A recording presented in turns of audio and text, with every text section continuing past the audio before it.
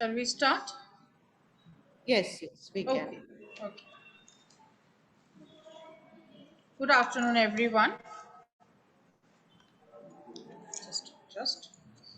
We welcome you on behalf of CWE, IIC, and St. Mira's College. I would like to briefly introduce the CWE and its associations. CWE was formally inaugurated in the year 2017. It aims to create an environment that promotes and stimulates the spirit of entrepreneurship among the students of the college through various educational programs, events, activities, and research. It was a proud moment for us to collaborate with the prestigious Tata Institute of Social Sciences, and we have set up an incubation center for social entrepreneurship where we make possible for our budding entrepreneurs to explore opportunities in the social space. We have successfully set up the institution's Innovation Council and Rural Entrepreneurship Development Cell under the Ministry of Education, Government of India, to promote innovation and entrepreneurship and enable the youngsters establish their own startups. We are delighted to share that we have recently inaugurated the Startup Club and the Intellectual Property Rights Club under the aegis of IIC. We have a very competent person with us today, Ms. Manjari Sharma, alumna IIM Calcutta, generating livelihood for rural women, endorsing the national objective of women empowerment. Her CV has much to say about her dynamic profile. I hand over the session to Ms. Ria Shringi to introduce the audience to the motivational talk. Over to you, Ria. Thank you so much, ma'am. A very warm welcome to all. I'm delighted to introduce you all to today's session and our guest speaker for the day. With the help of the IIC cell of St. Mira's College for Girls, we've been able to organize the self-driven activity where Ms. Manjari Sharma, the founder and chief of Farm Didi, having experience of over a decade of working with CXOs of Fortune 500 companies across the globe, solving their business problems, will enlighten us on the lines of her journey from 1 to 1 million. Farm Didi is a social enterprise with a twofold aim of providing healthy, natural, and authentic food while empowering rural women, being an initiative for women by a woman. Without further ado, let us begin with the session. I request all participants to keep themselves on mute until further notice. Time has been allotted for question answer session. Until then, feel free to put up all your questions in the chat box. I now request Manjari ma'am to take over the session. Thank you, Ria. Thank you, Ms. Amrita. Really appreciate you guys taking so much of effort in organizing this. I know it takes a lot of effort, like chasing people, in fact, people like me to come and set some time and scheduling everything, getting the logistics done, getting the people invited. Really appreciate. At the same time, I want to thank St. Mira's team, Ramya ma'am, Amrita ma'am, Rekha ma'am, everyone who has interacted and have given me an opportunity to speak with you, all of you. I really loved the culture of St. Mira. It's so encouraging, and I think Rekha ma'am found me selling some of the food products of Farm Didi in one of her fair, where she got to know about what is Farm Didi. She loved what it is doing, and then she immediately invited me to come and visit the college and see like what is that we can do. Really love the enthusiasm, energy in the St. Mira's team. Talking about the topic today, I want to share my journey today. How did I come up with Farm Didi? What is the vision? How I thought about it? What were the challenges that I faced? So I'll talk about that. So I hopefully all those future entrepreneurs of St. Mira's College will get bit of inspiration from it, that how things are being done and what is to be done. So I hope that today's talk is informative and very educational and enthusiastic as well. Here is a picture of 30 plus very strong women from Kuldabad Taluka, Aurangabad, where I started working on Farm Didi. And these are some of very, very passionate entrepreneur Didis that we have in that we are working with in Farm Didi today. Let me talk about bit of myself so that who am I? Why should you be wasting some time with me? I come from Haryana, Bahadurgarh, very small town. After that, I studied in Delhi University in Ramjas College. I used to love numbers actually, and that's why I did my graduation in mathematics from Delhi University. And it was time of 2008 when దాంట్లో చేస్తాడా ఓమా ఉండుమా ఓమ మర్చిపోయావు మళ్ళీ జాంగ జాంగ పంపరు వాళ్ళు Shikala, can you mute yourself? Yeah. Okay. So, talking about my background, I used to study in Delhi University. Post that, it was era of 2008 when Mr. Nandan Delekani, Mr. Narayan Murthy, and Infosys was a big name in that time. And Infosys was known for, some people from middle class of India, they started their own venture and it became so big and it became a household brand that, Infosys has just done really big thing. And my father was very inspired and, he was like, you should definitely see what is tech doing and how technology is shaping up. You should definitely join Infosys. You'll learn a lot and things like that.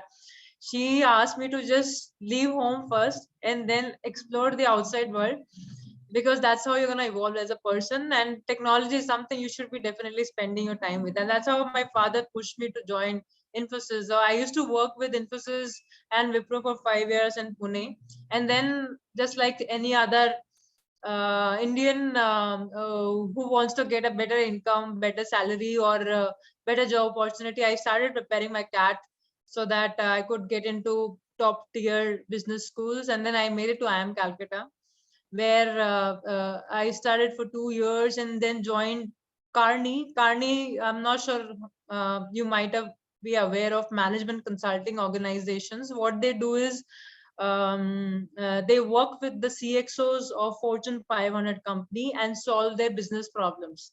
When I say, imagine if you are a CEO of someone like PNG. I don't know if you have heard of PNG or a big name. Suppose Swiggy, I think you might know, right? Swiggy and Zomato. So suppose you're a CEO of Swiggy, right? What would be your challenges, day-to-day challenges of the CEO? The CEO might be wondering, shall I also venture into 10 minutes delivery startups? Or the CEO might be wondering, how do I increase my profitability? Today I've scaled up to become 5,000 crore company, but I'm not yet profitable. How do I become profitable? Swiggy CEO might be thinking, I have earned 5,000 crores. How do I earn next 10,000? So that kind of work I was doing with Fortune 500 companies, with the top CEOs of the world across the globe. I got to work in North America, South America, Europe, Singapore, almost I think 5 continents I worked, and all were very successful and top 10 companies of their countries. And post that, I started with Farm Didi. I'll talk about the Farm Didi, but yeah, then after that I started to work with my startup. So you must be wondering, like, why like Farm Didi, and you had very good job, etc. Why Farm Didi, right? So I'm going to talk about the journey so that you get to know more about it. So when I was growing up in Haryana, I saw that uh, in that earlier 2000s and late 90s, a girl child was a liability in the society, and every mother, her concern was how to get a son as well in this in my family who is going to carry my household name. And as I was growing up, though, I got a lot of very good support from my father, from my grandfather, from my mother, and that's why I am who I am today.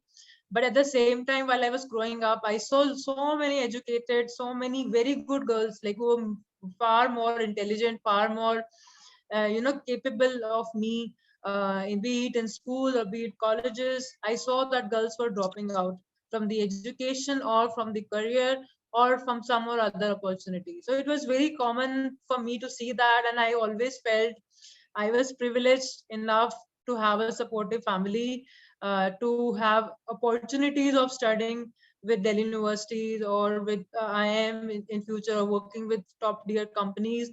I felt very fortunate that I got this opportunity today, and I think I should do something about it.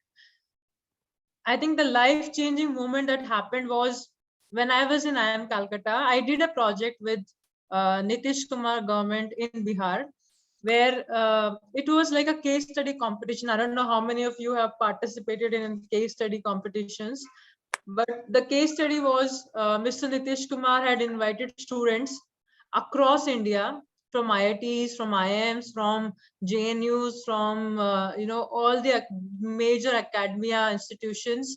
The problem statement was, okay, there are 5 development areas: health, education, women empowerment, law and order, and health, etc., etc.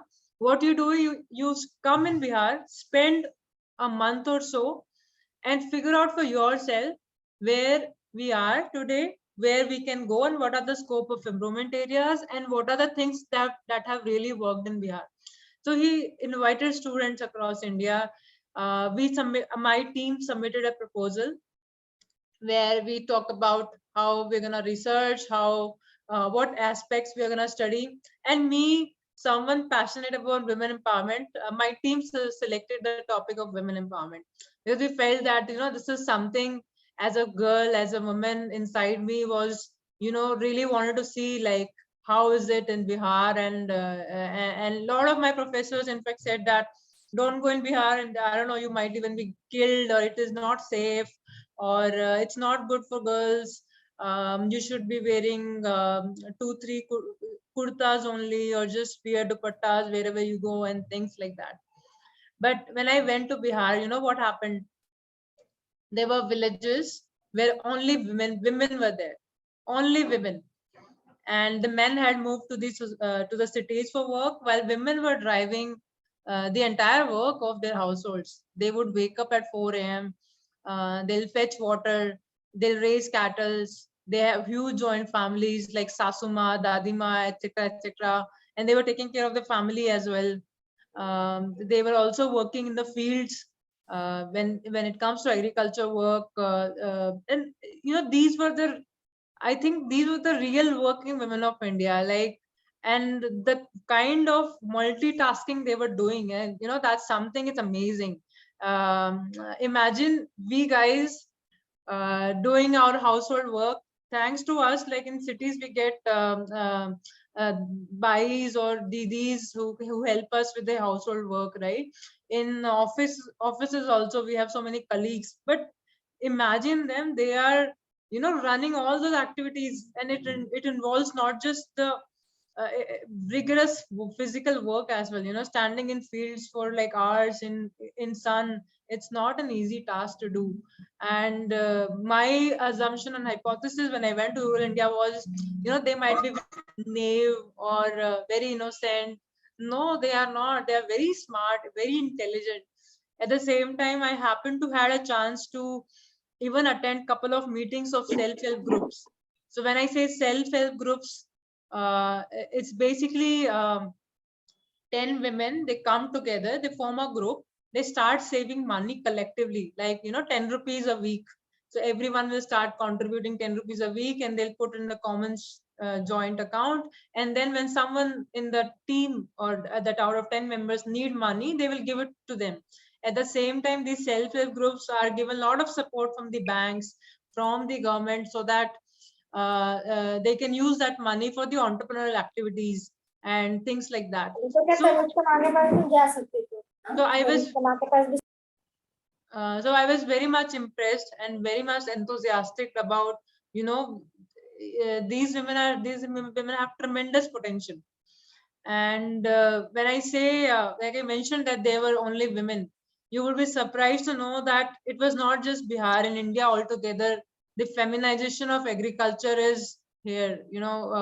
Men are moving to cities, while these women are driving the entire household, agriculture, cattle, water, everything that they are basically holding and managing themselves. At the same time, they have started to gain control of financial aspect as well through those self-help group, the same concept I explained. So feminization of agriculture is here, and majority of the rural women, however, they are not accounted as working women as per our economic surveys and things like that. But I think they are actual working women of India, who are already taking care of the roots, the foundational pillar of our India, which is basically agriculture. At the same time, what I understood was, while I was talking to them, ki Didi, how is the women empowerment aspect? Like, I was trying to talk to them about what do you think that can a woman be as strong as a man, right? And things like that. And then they were like, ki Didi, Paki sab to theek hai. We do so much of work, but we are still looking for some opportunities where we can contribute so that gives me extra income for my family. Is there something like that? Is there something like that? And that question, because we were outsiders and they were also very excited to see us, like, okay, someone bit fairer is coming to our village, and maybe they have some work for us, maybe we get to earn extra. But we were just students researching and talking to them, and they were asking me, Didi, aap bataiye kya kar sakte hain, can we do something? And I used to be very embarrassed with my answers, to be honest. Like, I just don't have any clue about what to tell them. Like, and I used to give them random answers, and even still to this date also I feel very embarrassed. But that question stayed with me, like, Didi, aur kya kar sakte hain? And all that stint in Bihar, it was very special for me, and I kept talking about, or I kept thinking about those women, how enthusiastic were they, how supportive they were there, how passionate they were there, and how capable they were there. And that moment always stayed with me. I my team, actually, we stood first across India. The research paper was very much liked by the government. We got fellowship, and we got opportunity to work with the chief minister's team as well. But that stint stayed with me forever. After that, I came back to IIM Calcutta and continued with my MBA, and then joined AT Kearney, like I mentioned, the Kearney, where I got to travel and work with CXOs of the world. And but that stint always stayed with me, and it was very special for me, what I had observed. And I could feel that I was, as a person, was very excited about it, very passionate about working with them, talking to them. It really made me excited. So on top of it, I also studied more about, what is happening with rural women, and what is that could be done, and how does that impact. One of the key learning was that there is a relationship of women empowerment and poverty reduction. Why? In India, where 134 million plus extreme poor in India today, the scientific research and economic research says that if a woman is working, 34% is observed in household poverty. And why not? How commonsensical it is, right? If there's an additional source of income that's coming for a family, wouldn't the poverty be reduced? Of course, yes, it will be. And yes, it is taking so much of efforts for everyone to say that, in a statistical manner, in a quantitative manner, that yes, the relationship does exist. And you'll be surprised to know, and what really kicked me, why I should be working on this topic, was when a woman starts earning money, you know what, you will be surprised to know that 90% of her income goes back to her family. And in terms of family, it means better shelter for the family, better house for the family, better, the students go to a better school, they get access to better school bags, better materials, study material, and things like that. The children of the family gets better food, and more nutritious food.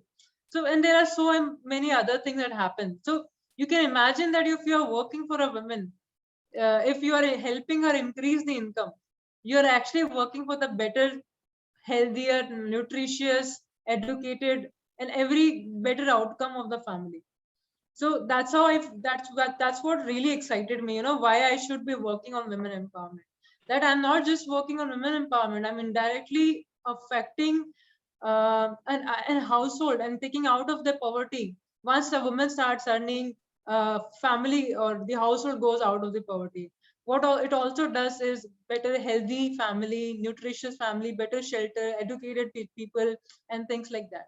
So that's what really clicked me, like why I should be focusing on rural women.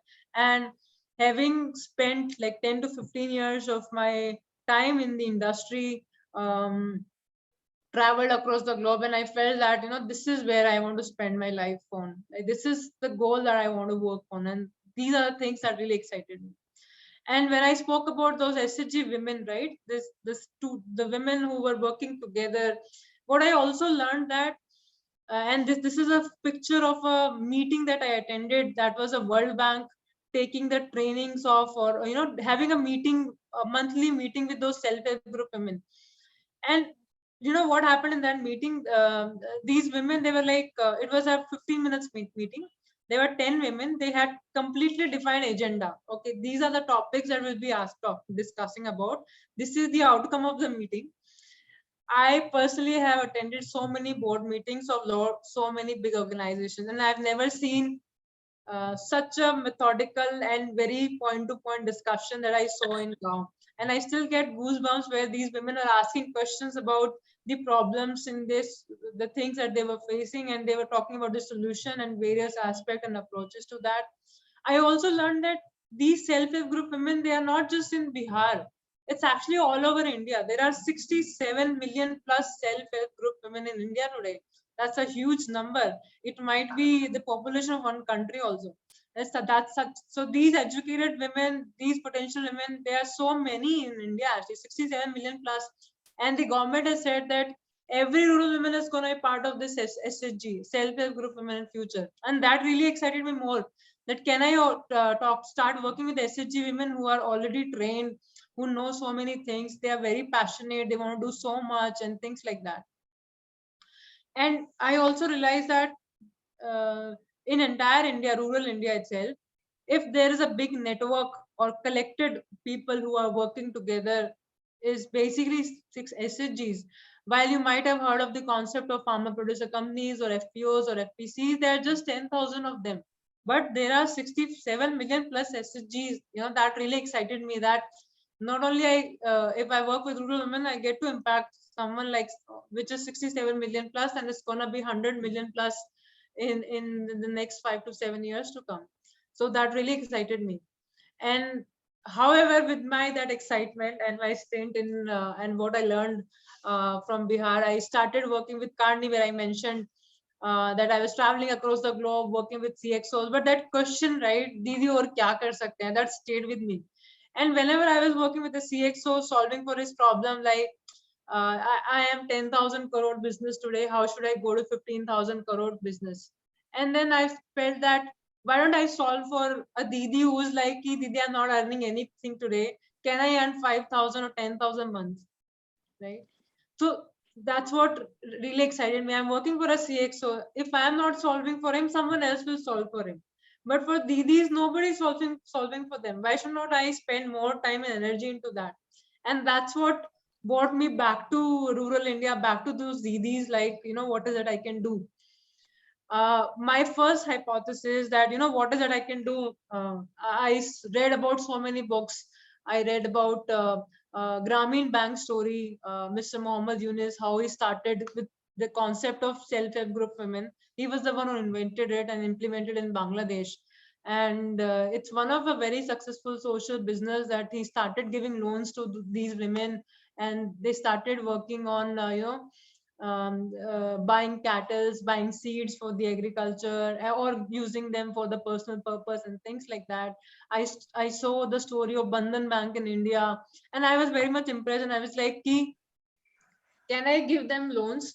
Can I give the loans to the SHG women so that they can take that loan to start to start their own businesses, small businesses? Maybe they can buy cattle, maybe they can buy some machines for making food, or some investment working capital that they might need to start something fresh and things like that. So my hypothesis was, okay, in order to impact millions of rural women, what is that I should do? So my hypothesis was loans. And can I become a new age bank which is providing the loans to those SHG women so that they can start into their business? So I've seen Bihar, and I saw that the 67 million plus women are spread across India, but the concentration is even higher in southern states like Andhra, Kerala, or Telangana, and things like that. But because of my own language barrier, because I know that if I have to talk to the women, I should be able to converse them with the local language. So I picked up Maharashtra this time because I knew a bit of Marathi because I had stayed in Pune before. And there were so many of my friends, especially from PGs and hostels, who could connect me to the various people. Someone was from Vidarbha, someone was from Nagpur, Nasik, Satara, and I had so many friends that who could help me in talking to these women. So while I was working with my last organization, I decided to take a leave of 1 month, and I started traveling randomly. I went to Satara, I went to Aurangabad, I went to Pune, stayed there in villages for like one week, kept talking to the various people, like what's happening, and can I give a good loans would be would be a better option for you and things like that. And you know what, this time what did they say? First they were saying didi aur kya kar sakte hain, and this time when I asked them can I give you loans and then that could help you, this time they said didi loan mil jate hain but marketing nahi milti. And they exactly use that word marketing, and I was very much surprised that okay, I am someone who did the MBA and learned about marketing and sales and distribution, and these women are telling me that the marketing nahi milti hai. And there were cases where women had said that they took a loan from a bank, and then they bought a cattle, and then now they are making ghee, but they do not know how to sell it, where to sell it. The hotel wala guy is asking very less, he's quoting very less price. What if he doesn't buy from me, he's not paying me on the time? Or I actually started a business, but I eventually stopped because I don't know how to pack it, how to sell it, and things like that. There was this lady who had bought a papad making machine, but she did not know how to price it, how to package it, what licenses, right? Things like that. There was this Didi I know, she was like, "Ki Didi, I went to take license for my food business, but then the middleman he charged like 2,000 rupees, and after that also she had to follow up with the office where she had to like literally forego her labor fee. Like when a woman who goes outside as a laborer to work, she earns like 200 or 300 rupees of money, but she has to forego that money in order to just follow up with the compliance team or with the FSSAI team. So there were so many incidents that I was listening to, and they were like, "Ki didi marketing nahi milti hai, samajh nahi aata business kaise kare," and that was a big problem. I came back and then again started working with my last organization, and then lockdown happened. And in the lockdown, what was happening was the urban crisis, the migration crisis happened, and I felt very bad seeing that, very bad. And I could see that when a pandemic had come, the most affected or impacted folks were the people in bottom of pyramid. It was the migrants, it was the rural India, it was the people in the bottom of pyramid were suffering the most. And I felt that I don't think urban has that much capability and capacity in order to give them opportunities. The next set of jobs must come from rural India, and it was more needed than ever. And that was something that really kicked me, like this is high time I should do something with my for my didis in rural India so that it makes sense. And that was a time I decided that I'll take leave from my work and I'll stay in rural India and figure out like what's happening. Didi were saying ki marketing nahi milti hai. Can I do something about it? And those Didi I spoke with, and they were like ki Didi आपको पता है जब told you about the marketing nahi milti hai. This time what is happening after the corona, we have started getting orders on WhatsApp. And what we do is we collect the grains, papads and pickles and chutneys all together and then send it to the cities. And that was a time when lockdown had happened, and people stopped buying from the shops and they were getting food from the trucks and things like that. And that really excited me. And that time lockdown was still there. I still moved to rural India.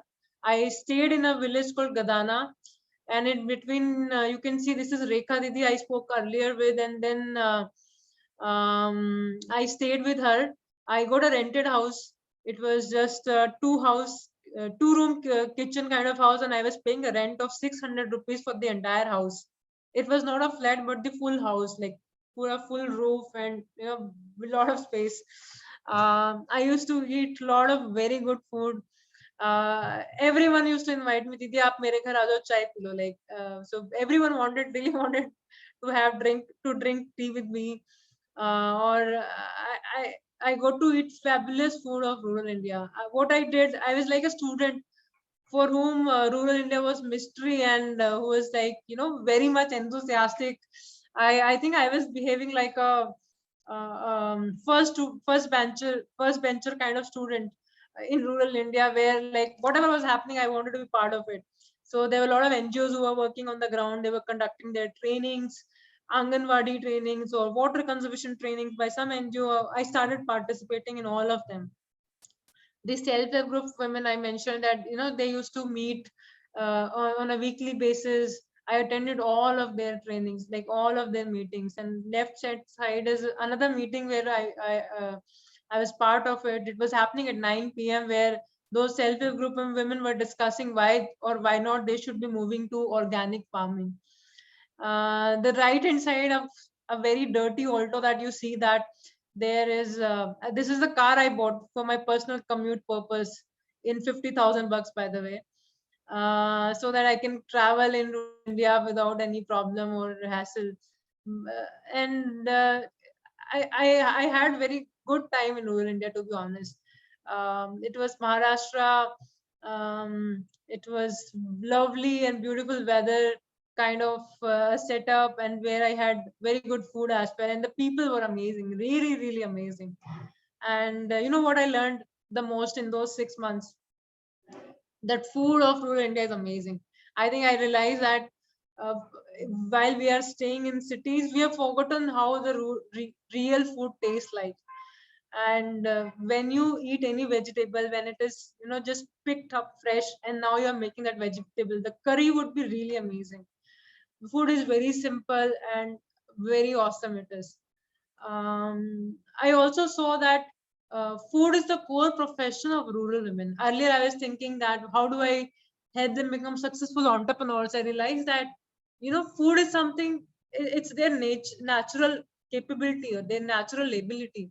They're already working in farms. They're already sort of sorting and processing the food, cleaning the grains, sorting the grains. This is something they already know. And so many houses that I visited, there were like big boxes of dabbas kept in those kitchens. Every box had like different kind of papads. I think I ate like jawar, bajra, millets ka, or itne variety of papad that I had. I never had it. Like I could never imagine in my life. I only knew one legit papad of udit. But then when I stayed, I did not know that there are so many varieties of papad that exist, and those rural women, they make it like their as their habits in summers. So in summers, you will find that every woman is like literally making pudais or jawar or bajra. And it's something a core profession of rural women. So that is why I decided that my focus should be only around food. I should not be like deviating my mind on on the other topics, because I felt that I wanted to empower millions of rural women, and those millions are already working in majority in agri space. So that is why I decided to stay my focus on food. Also, what I saw, that there are so many inefficiencies in supply chain, and middlemen were eating away the margins. I know this is a complicated line, but to explain you, like, okay, this is a Gaon Gadana, 40 kilometers away from Aurangabad, where I was staying. And I used to buy my kirana from kirana store. That kirana store, I remember I went to buy basin. It's basin from them. And I saw the packaging of basin. Okay. The basin was coming from a factory from Nasik. And I was surprised to know that the area I was staying there, it also produces kala chana, black chana. And I was questioning, why can't these women in village only who are making that black chana just mill it up and package it up and sell it in the same retailer? Why it is coming from Nasik? No, what was happening was, this black chana today, farmers sell that black chana at something like 18 rupees a kg. 18 rupees per kg. Okay. After that, there's a middleman who comes and then consolidate small quantity of chana that is grown by those marginal farmers, and then that middleman sent it to the another middleman, who again consolidated the supply from different villages, and this middleman takes it to the mandi. The mandi wala guy again eats away his margins, and then that mandi say it goes to a distributor. A distributor then sells it to a factory guy, and that factory guy adds in his own value added product and sell that besan at say 100 rupees a kg. And if you imagine what is besan is nothing but black chana that is just milled using a flour machine. And I was like 1/8 to 100.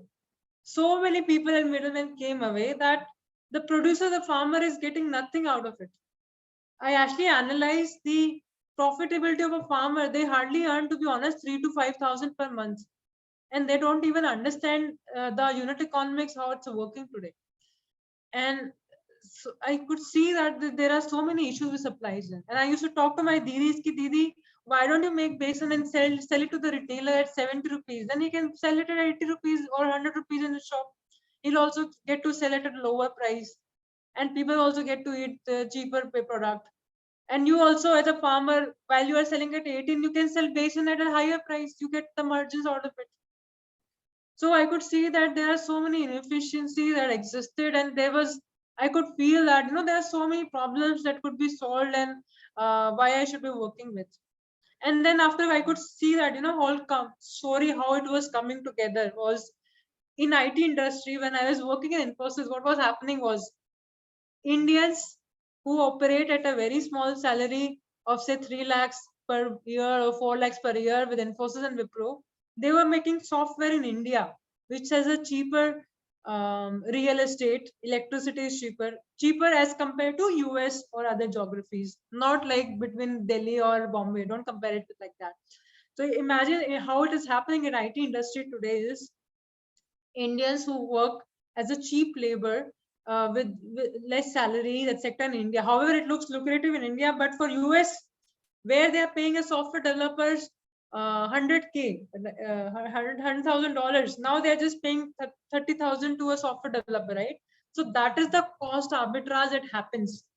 And that is why Indians like Infosys, TCS have done phenomenally well, because now software is getting developed at a cheaper rate and with a better efficiency also. And now India has become a hub, that there are so many talented individuals that are available who are catering to the demand in US and Europe, which is where it is sold at a higher price and a higher margin.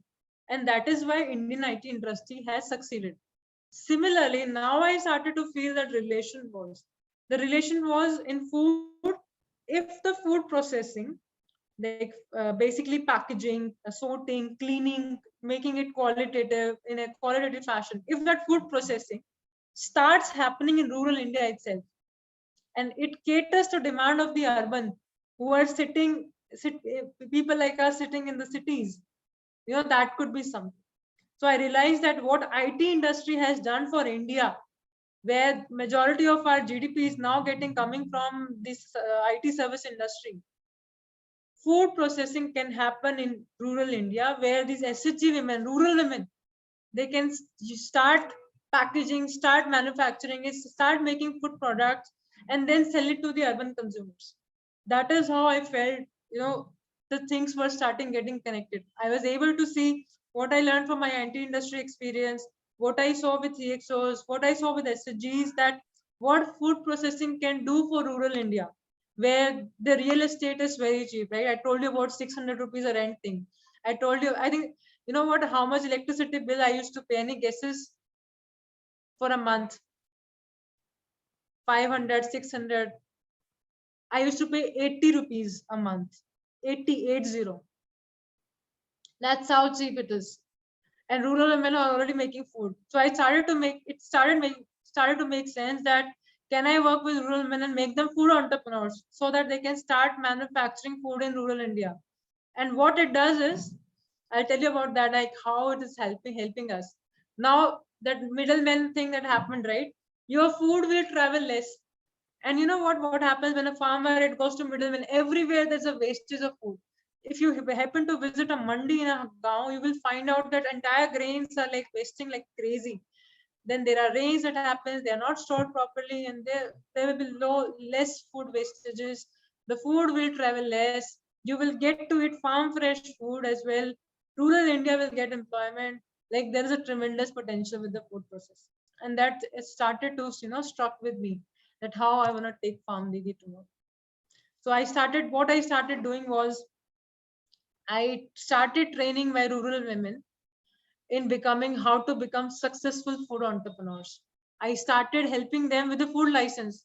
The food license that I mentioned, they were getting at 2,000 rupees. With that follow up, today they get it in like 500 rupees from Farm Didi. That's how the difference has arrived. All the training and understanding that is required to become a successful business entrepreneur. All my learnings that I give, I used to train the CXOs of the world. Now I'm training my farmer didis that how can they succeed in their food business. We conduct trainings virtually and on offline as well, so that they can become successful food entrepreneurs, and we call that mini MBA for food business, and that is basically free, and that's available in their local language as well. We teach them in Marathi how to become successful in their food business. And a simplest topic would be, if you are using your gas by making a food product, how you should account how much money that has gone into that gas. For example, if you're making laddus and you're frying the spices or making the mixtures right out of it, if your gas is used for like 5 minutes, how much money that it should be accounted for. So now these are able to understand, even calculate that they pay 3 rupees per hour if they are spending time, or they are using the utilities like gas cylinder or things like that. Very simple things that we teach them, so that it is more implementable, it's easy to execute and easy to understand. Today, where it's just 6 months of operations of Farm Didi, where we are training them, we are helping them become food entrepreneurs, and we are selling that food in Pune today. And it's just 6 months. Within 6 months itself, there are 214 Didis who are certified on those trainings, and they are kind of have done their mini MBA for food business. There are 267 rural women who have already got license from us, and now they are successfully starting their business. Our programs and farmer didis are spread across 20 villages of Maharashtra, from Aurangabad, from Raigad, and from Pune, Khed Taluka. And there are 240 partner didis with us. These are the partner didis who are full-fledged entrepreneurs, who have licenses, who have everything, and their products is something that we are selling directly to the consumers, and urban people are getting to eat it. So already in 6 months, 240 women are getting regular income. And the plan is to make everything available on a mobile app in a very simplest manner in their hands, so that they can learn, they can become successful food entrepreneurs. So that what we saw we could do in Maharashtra, we can do it in every other state. Imagine those farmer didis from Haryana, from UP, from Kerala, from Tamil Nadu, making those regional products from Gaon, papad, pickles, chutneys, everything that you think your grandmas used to make, and they tasted really good, right?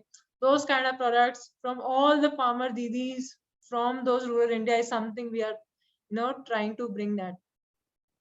Our products today, they're exactly how Dadima Nanima used to make. Like they are made in kitchens, not in factories. They have authentic taste, like they are sun dried, or they are kept in burnies. Our pickles are kept in burnies, or put in sun. Unlike the factory where they are just mixed and kept in a unknown temperature, or artificial temperature, or the setup. They are natural and they are healthy. No chemicals, nothing, etc. You know what? Our didis are adding neem leaves in our pickles and chutney, so it stays for a longer duration. There are no chemicals or preservatives. It's almost like how your mamas or dadimas make in kitchen. And most importantly, this food empowers the rural women. The food has a higher purpose to it, and women are becoming entrepreneurs. Women are becoming more educated, and they, you know what? There's a story where Shali Didi, I remember, she literally fought with her husband to buy a smartphone so that she can start working with Farm Didi. So imagine a woman fighting for a smartphone, women, a businesswoman that is becoming a businesswoman in a village, where the entire generation of the future students, or the girls and the boys of the village can see, okay, there is a businesswoman in the village, and she's really good at it, right? So this is what Farm Didi is doing, and it's not just helping them economically, but also, their status in the society is also getting escalated now. It's going elevated now, and the future generation is getting inspired to see that the business women can exist even in a rural India, and so can their children, or so can their daughters or sons too. By the way, you can also look at our food products. We are available on Amazon as well, Flipkart, and on our own websites. If you are little bored with your mess food, I hope then you can definitely try our lemon or chutneys. They are from farmer didis, no chemical preservatives, 100% natural. There are laddus also, khajur laddu, ragi laddus that you can try, and they're all coming directly from farmers with farm fresh elements. And what is happening, right? If you as a consumer buy such kind of products, what is happening is, I talked about farm didi doing the economic empowerment, right? Rural women are now not just the producers, they are the manufacturers, they are the processors also. So their participation in the food value chain has increased, and thus they are earning higher money as well. What you're also doing is, you are getting, as a consumer, you are eating fresh, you are eating seasonal, you are eating fresh ingredients, products which are hygienically packed and processed by an entrepreneur didi, right? What you're also doing or helping is in sustainable food processing. The same thing I mentioned about less food miles, less food wastages. Farmers themselves are processing it in their kitchens instead of going to so many middlemen and so many areas and then factories and then go and back and forth, right? So the food remains intact, food is fresh, food is made where it was extracted. So it's not just economic empowerment, but it was also about sustainable food processing. It's also good for the environment as well, that the food is not getting wasted now. It's reaching to the more and more consumers. And as a person who is eating it, right, he's becoming healthier now, isn't it? He's eating the healthier food, eating the fresh food, seasonal food, which is hygienically packed also, trained also. So you get to eat fresh also, right? So this is what Farm Didi is doing, and by building an ecosystem like this. And not just Farm Didi, there are so many other social enterprises who are working similar like us, who are working with those self-help group women. I'm not sure if you have heard of Fool, which makes agarbattis using temple flowers in North India. There's Go Desi. I don't know if you have had their Imli Pops, right? They also made by those self-help group women. And my favorite brand, of course, Farm Didi, who's making pickles, chutneys, and other products available to everyone. So we are not just the only one. There are so many others who are doing like that.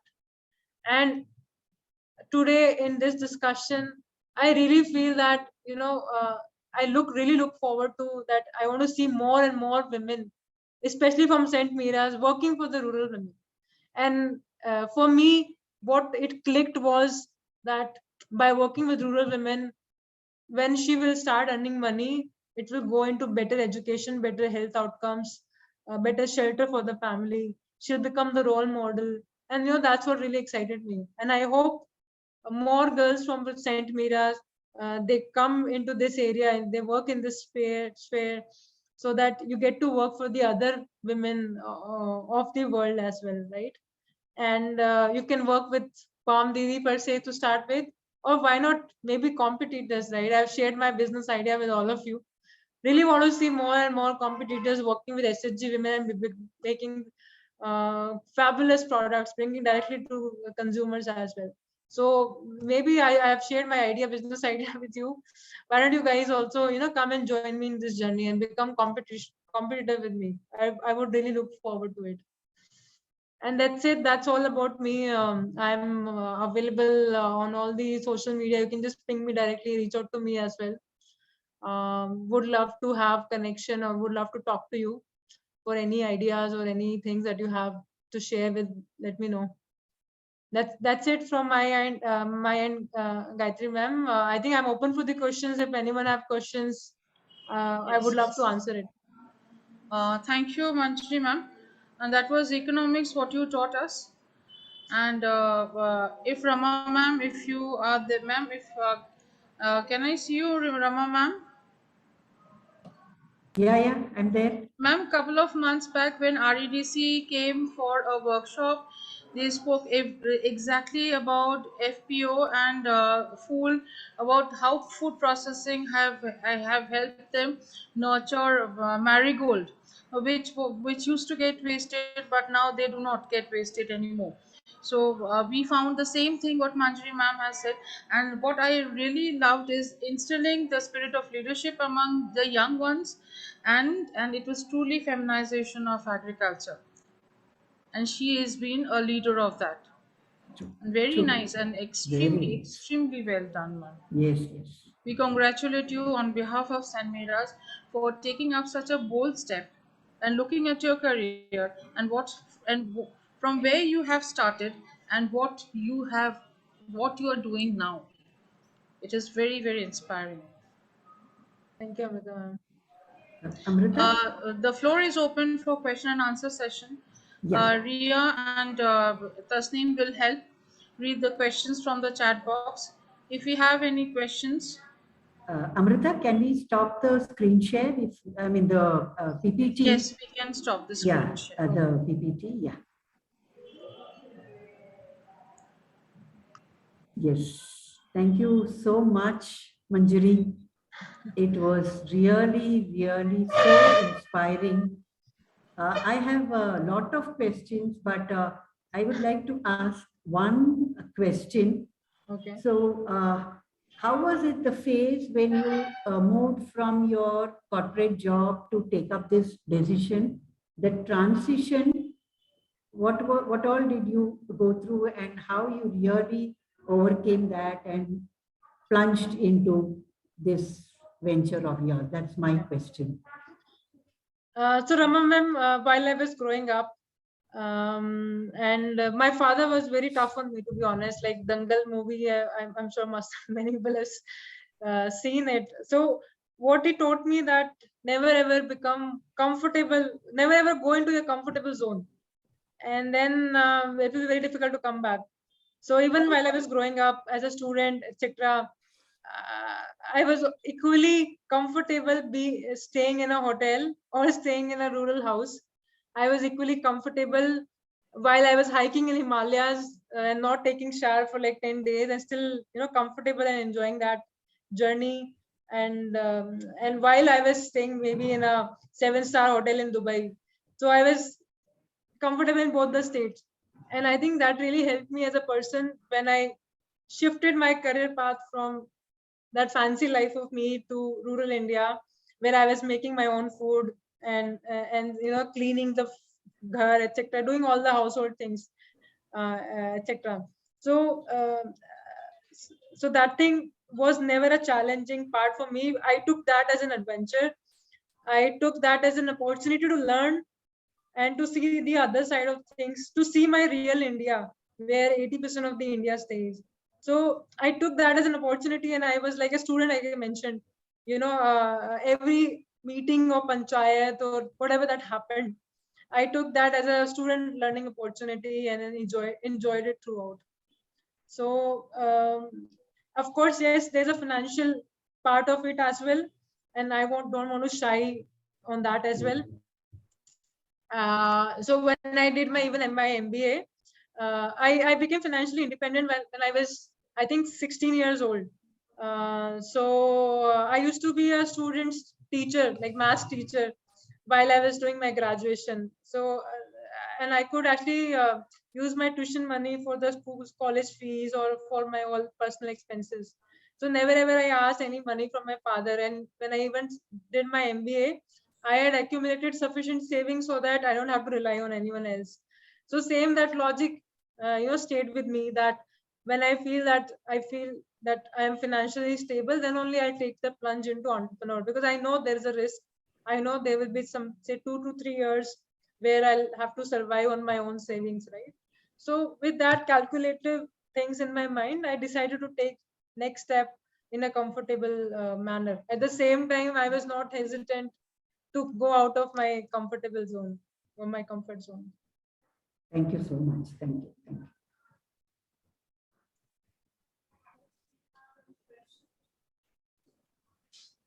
Yes. Amrita ma'am, you're on mute, I think. Yes, no, no, I have unmuted myself. Do you all have any questions, girls? You all have been inspired because that's what you've been writing in the chat box. But if you can open up and ask ma'am a few questions, this is a very rare opportunity, and when once you've And got you it, please can, grab it. don't say ma'am, you can say Manjari Didi. And that's what I tell my farmer Didis also. Okay, There so is no that's such it. ma'am. Yes, Every, Mandir Didi is here to share her thoughts with you, and please grab the opportunity. Please ask, open up and ask.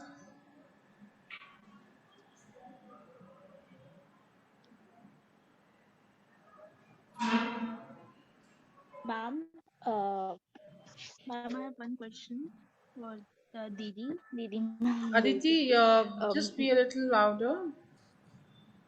Ma'am, I want to ask her that why she chose her as a rural entrepreneur only. She can, basically, she can go for any other kind of entrepreneur also to support the country. So basically, at at the national level, she can support, but she has gone for a rural entrepreneurship. So and how does she cope up with the problems that came up in the beginning?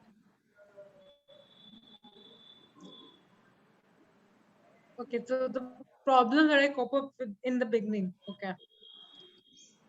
I think problem was fear of unknown, right? That is one thing. So for me, every problem, I feel that it is very objective. Like, okay, this is the problem. What are the possible solutions? So I want to focus more on the solutions, not on the problem. So that has been my positive approach. So I would say that initially, if you are starting up, right, if you're doing your startup, you will find that there are 6 or 7 problems, or at times you'll find a lot of anxieties build up inside you, that how should I start, where should I start. I just say, don't worry on those anxieties, just think about the problems that are running in your head, list it down, and think positively how you can solve for it. For example, simple thing like, from which village should I start it with, right? Of where do I start it with? I don't have any connections. So start speaking with the people. Okay, think from a very objective point of view. Okay, I do not know the village. Do I know anyone who knows the village, or do I have a contact who can help me connect with that a village who is looking for something like this?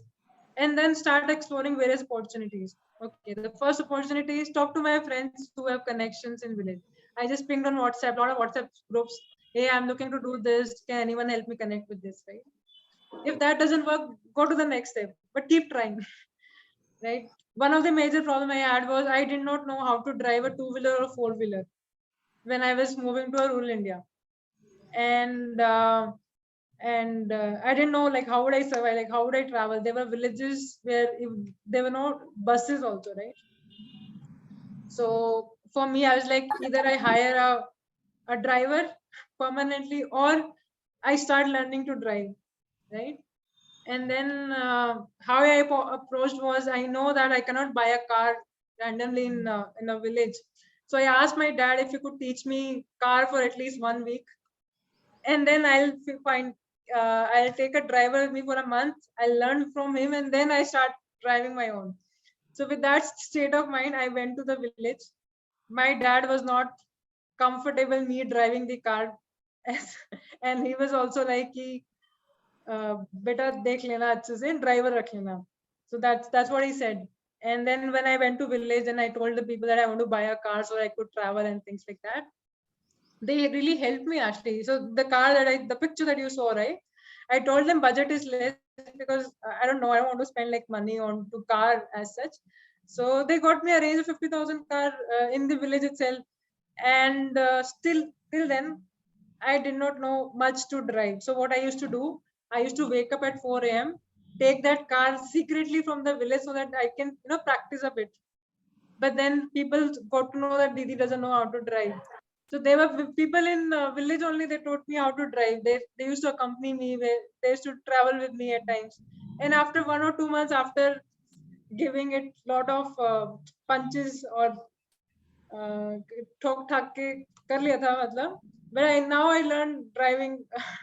So I would say that problems would always be there in the life. Think more about the solutions, not about the problem, and focus your energy in figuring out solutions. And trust me, when you focus on solutions and when you're positive, there will be unknown things that will start happening with you. For example, for me, it started happening that people started supporting me. People starting me to teach, they knew that Didi is putting a lot of effort and things like that. They started helping me out. But then positive mindset and solution focused approach is very important. Don't worry about the problem, worry about solutions and work on them. I know it's a bit Ganish, but that's why I gave that example of car driving. There are a lot of other problems that you will face similarly, but focus on the solution. That's something I would say. Any more question, girls? B, is your business registered? Yes, it is registered. I got it registered. So yeah, so simple thing that when I started up, I didn't know like how to register, where to register, which CA to contact, and every these guys of them, like they'll give some random answer. Every CA, the other CA you talk to, he'll give something different that the other guy would not tell, right? So there's sort of ambiguity around it. So what I started doing was I started talking to my friends who had done startups so that I can learn from them, okay, what are the things I need to do. Instead of talking to random CAs, I started talking to my family, my relatives, so that they can connect me to some trustable CA so that I can actually rely on that person instead of going an outsider, right? So I got to know that how the company should be registered and things like that. And then after talking to them, I started registering my company. And then after working on that, I know this is an admin headache, right? Running a company, you might be very excited about solving the problem, but there's a big of headache and baggage that comes along with it. But that's something you cannot avoid it as well. It's part of your entrepreneurial journey. I'll say talk to the people who are known or who have taken the similar startup journey, and then go about it. Maybe you can just ping me on LinkedIn also in case you are struggling with something. I can just drop to you a solution also how I went about it. So if you're looking to register a company with CA to contact, how much money should be paying and things like that. So after doing a lot of personal research, only I came with a lot of conclusions and things like that. But that happened after so many roadblocks. So you can ping me in case you're facing something. So nice, ma'am. Any more question, girls? I think there's a question in the chat which says, how did you start training the women? I mean, the trainers, the fans, etc. How did you manage? So, I'll tell you one thing, that there might not be one thing that will come up. You will come up in your first attempt that fully fledged solves the problem. I knew that training was important. I knew that uh, uh, training, lot of different areas needs to be covered. So first I started structurally thinking about it. What are the topics that I want to talk about, right? It's like your college ka syllabus, right? So what you decide, okay, these are the 5 subjects: English, math, science, history, right? So similarly for training for rural women, I started to list down the areas that I want to train.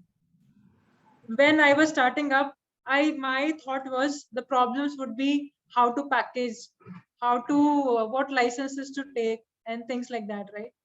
But when I started working in rural India, I realized that hygiene is the most difficult problem to solve for. That how do I make my didis not to work on the ground but on the slabs, and then wear head caps and mask and things like that and make food. So I came up with 5-10 different areas and then subtopics about it, and then I started teaching them. I used to make virtual sessions and things like that. I used to teach them, and while I was talking to them, I realized that I need to go more in details, like more in details. So when I started with, my first topic was how to price your product, was my first topic. Then I realized that that is a very big thing. I need to teach them how do you calculate the cost of your cylinder, or cost of using mixie when you are making food, right? So only after teaching them, only after talking to them on continuous basis, I realized that how many more subtopics that I would want. So you come up with 5 or 7 things. It might happen they are not right or wrong, or they are not complete. It's okay. Go with those 6, 7 things. When you start executing those 6, 7 things, you will know that, oh, I need to know 12 more other things. And even what you need to do is prioritize. So right now, my more focus is on hygiene and food quality standards, and the other topics are covered, but but with not that length, right? So come up with the topics, talk to people for whom you are making it. Once you know and take your feedback, you will know what to prioritize, what not to prioritize, what to focus on, what not to focus on, what should be taken at a greater length or what should be taken at a lower length, right? Only after execution you will realize that what is to be done. So that's how I went about it. In terms of structuring the content part, in terms of financials, the first set of trainings, I only designed it, the content and then presentation, the format, etc. But I realized that the local language is very important. So there was a friend of mine who is a Marathi teacher. So I started talking to Archana Didi, and I was like, Didi, I'll give you the content, I'll explain you how to do it, then you start doing it. You just have to speak the same thing which I'm speaking in Marathi. And that's how I started working with her. And I used to pay her on a part-time basis. I remember for first month, she did it just for the fact that she wanted to contribute. She did not charge any money. But then after that, I gave it to the structure also. So first, try to work with those people who genuinely want to work with you or genuinely believe in your idea. I think that will be very helpful for you in the longer run as well. Creating those relationships with the people who genuinely believes or understand that problem and want to contribute. It's okay, they might not be that much technically efficient or not efficient, it's okay. But if there is someone who is genuinely wanting to help you, just go along with that. So I decided, I designed the whole curriculum first, and then I started working with the school teachers or Marathi teachers so that they can translate that into Marathi. So now all my trainings, I am not doing it. That Didi, Archana Didi, is basically designing the content, because now she has started training and she started talking to the people, and then she realized that what is to be covered and what not to cover. So now she is independently handling it actually. So that's how we went about trainings. Ma'am, we have other questions in the chat box. Alina is asking, who was the first one whom you shared the idea that you've decided to leave your job and do something of your own way? Okay, so first of all, I knew what I wanted to do, but I didn't know what will be the business idea. That I wanted to work with millions for rural women, but how, what, in what shape, what capacity, I did not know. So I think there's a lot of apprehensions about sharing your business idea, right? So I would say don't worry about it. Share it with as many people as you want, and take their approach and take what they think about it, and get as many dimensions to it. Idea is one thing, but idea is just 5% or 1% of it. 99% is execution. Not everyone might be passionate about solving for it, right? The same passion that you feel, same energy that you have, not everyone might not have it, right? For example, I remember when I was studying, my idea was that why people are going to cities for drinking coffee while we can make uh, something where they can have tea and samosas in a similar setup. And then I saw Chayos copied it. It doesn't. So it doesn't matter. Like, actually, the execution. Imagine the effort the Chayos team might have put it in order to make it happen. To make it happen requires lot of energy and think about it. So don't worry about sharing the ideas. Sharing the ideas. I think I spoke with 1,000+ people, and only after talking to them I started evolving my ideas. I started to learn, okay, this is something going to work, this is not going to work, this is the direction I should be looking at. It gives you various perspective. But out of all the 1,000 people that I shared with, there was only one person passionate enough to execute it, which was me, right? But while I could learn from the others. So don't worry about sharing the ideas. Think about getting more value or more ideas or more dimensions to it by talking to the people. Uh, Manjari ma'am, we have the last question, Tasneem, and we'll quickly wind up after that. Tasneem? Yes, ma'am. So, ma'am, I have a question. Do the farm didis prepare products individually? If that's the case, how do you manage collection and distribution of those products? Okay. So yes, farmer didis prepare the food individually in their kitchens, while the kitchens are monitored and the women are trained on food safety hygiene practices, and we ensure that they do it. At the same time, we have a quality didi who works in that rural village. She goes to the homes of the women and ensure that the quality requirements that are there, they are uh, those requirements are being met. What happens is, say I am the one who places the order. So say Nagma Didi who works in Raigad making chili pickles for us.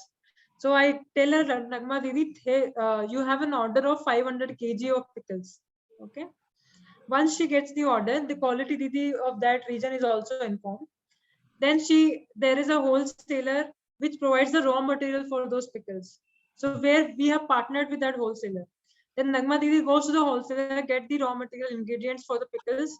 We have also partnered with a farmer producer company where she's going to source the chilies from, so that they are farm fresh and the quality is intact.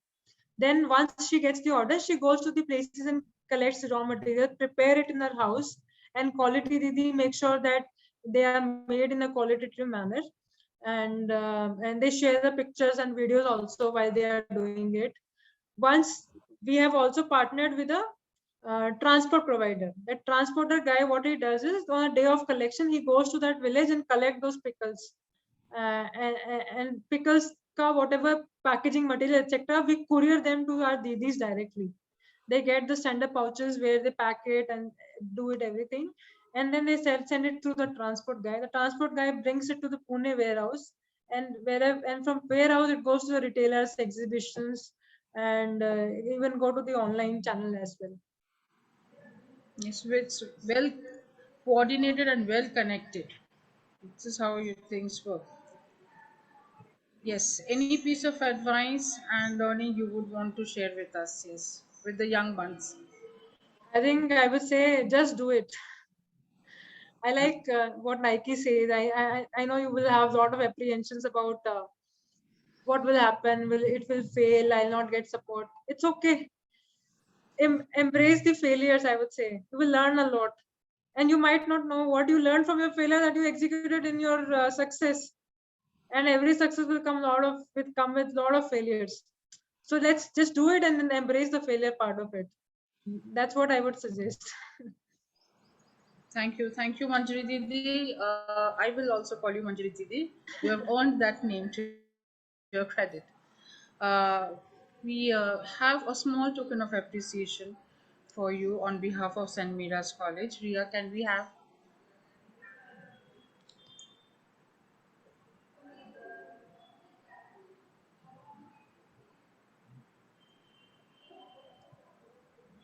Oh, thank you so much, ma'am. Now Really it's appreciate it. token of appreciation. And meanwhile, please post the feedback link in the chat box. And girls, please do not leave unless and until you filled up the feedback form. Your feedback is it's valuable to us. It motivates us.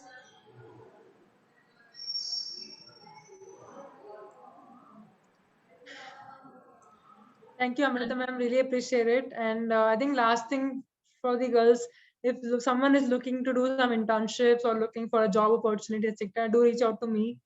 You can share your resumes, text me on LinkedIn, and my email ID is manjari@farmdidi.com. You can directly share it with me as well. Yes, ma'am. We'll look into it, ma'am. We will definitely, the girls will do it, ma'am. Tasneem, can we have the vote of thanks, please?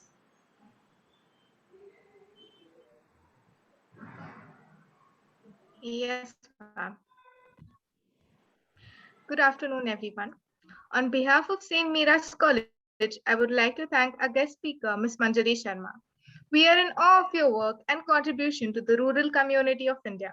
The session was highly informative and interesting, rather inspiring to all of us present here. The most influencing part of the session was how you didn't stop thinking about the question of Didi aur kya kar sakte hai, and actually generated income for the rural Didis, and how you initiated and helped them get out of the poverty situation. Once again, we appreciate Manjari Didi for taking out time from a busy schedule and sharing the exhilarating journey from 1 to 1 million women. I offer my gratitude to our principal in charge, Dr. Jaya Rajagopalan, for giving us permission to conduct this webinar. A special thanks to CWE Coordinator and President IIC, Dr. Rama Venkatachalam ma'am, and CWE Co-Coordinator and Vice President IIC, Mrs. Abradita Chatterjee ma'am. Thank you, Dr. Dimple Buche ma'am, IPR Cell Coordinator IIC. I would also like to thank the coordinator of self-financing courses, Mrs. Rekha Kankaria ma'am. Thank you to the coordinators of the event, Amrita ma'am and Rekha ma'am, for your valuable support. Lastly, thanks to all the faculty members and students for joining. Thank you, Tasneem. And the feedback link will also be shared on your registered email IDs. The where we have shared the link with you, we will share, and please fill up the feedback form for us. Thank you, Manjari ma'am. Thank you, Thank Amrita you, ma'am. audience. Thank you, girls, for Thank you. joining. And it was truly a motivational talk to its core. Thank you, ma'am. Thank you. Abradita ma'am. Yes, thank you, Basu ma'am, for hosting it so well, like always. Thank you. And thank you, Manjari Didi. I shall see you soon in the college premises again. Yeah, Rama looking ma'am, forward to it. Thank you. yeah, same here. Even we are looking forward. I'll give you volunteers also. Okay. Yes. Thank That you. goes without saying. Ria, Tasneem, Udita, Yogita, all of them have been working, and also Sakshi, all of them are there. Thank you, students, all of you. Good job, everybody. Thank you so much. Thank you. Thank you. Basu ma'am, we Thank you, can. mom. Yes, we can stop recording and then we can wind. Thank you. Thank you, Abradita ma'am. Thank you.